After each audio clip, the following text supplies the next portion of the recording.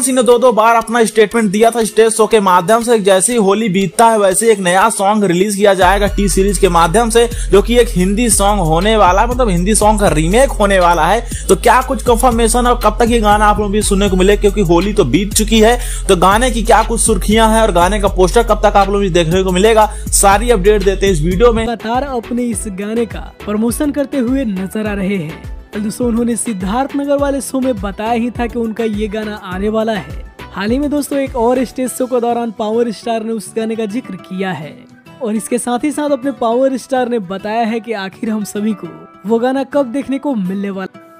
T series company से होली बीतते ही हमारा एक गाना आने वाला है, सैड सॉन्ग जिसका नाम है तुम्हारे सिवा।